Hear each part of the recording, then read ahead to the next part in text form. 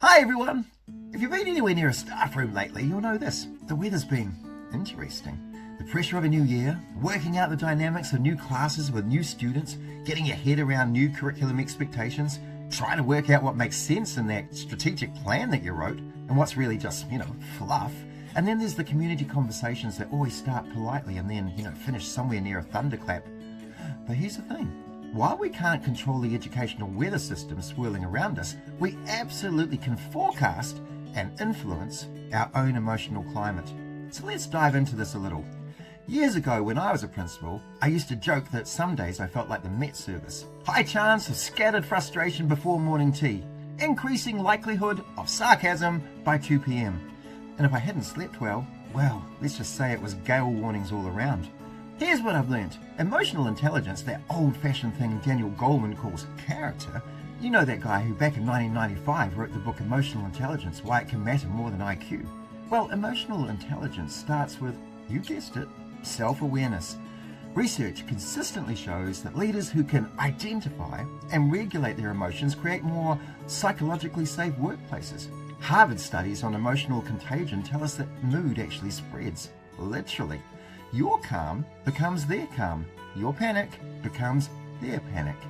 You, my fellow leader, are a walking weather front.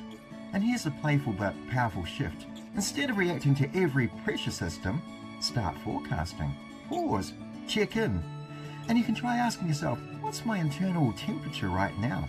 Barbara Fredrickson's research on positive emotions shows that even small moments of appreciation, curiosity, or humor broaden our thinking and build resilience.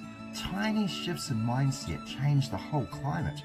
I remember once when a situation was about to erupt. A student had bolted, staff was stressed, my calendar was toast, and my internal forecast, to be honest, it looked a little bit like an inner storm surge.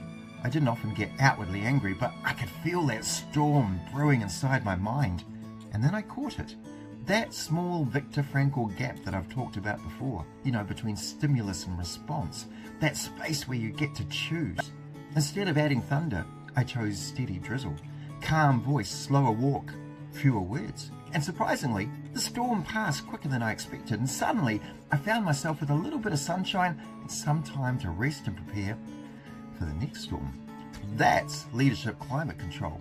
And here's what I've always found so fascinating. Neuroscience tells us that naming an emotion reduces its intensity. I'm frustrated. I'm anxious. Labeling it turns down the volume in the amygdala. It's just like adjusting the barometer, or maybe the temperature gauge on the air conditioner.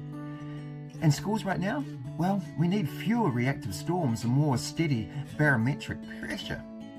This isn't about being flat or robotic, it's about being aware. So think of it like this. You can't stop the southerly hitting the Canterbury Plains, but you can choose whether you stand there shouting at the wind or zip up your jacket and lean in. Although I do want to add this. There were plenty of times when I was willing and able to lean into the storm, but there were also times when that lean in was just a little bit too much to ask. You've got to recognize those times too, because that's when real storm damage can occur on your soul.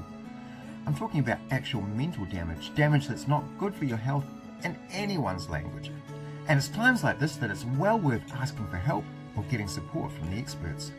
Getting some counseling or mentoring support is often the very jacket that you need to zip up as you face the storm. So really, leadership isn't about predicting every external change, it's much more about recognizing your own patterns.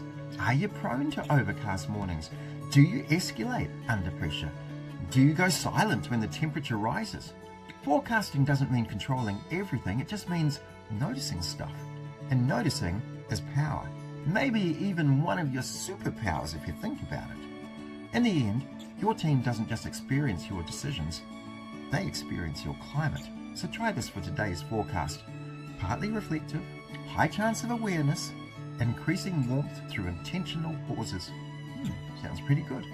And if you feel a front moving in, step into the space or get yourself some support.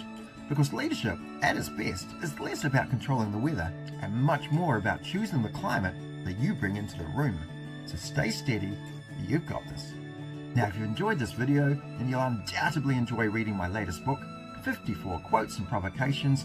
It's stacked full of great leadership quotes and ideas to help free up your thinking time so that you can enjoy your job a lot more. Go and get your copy now.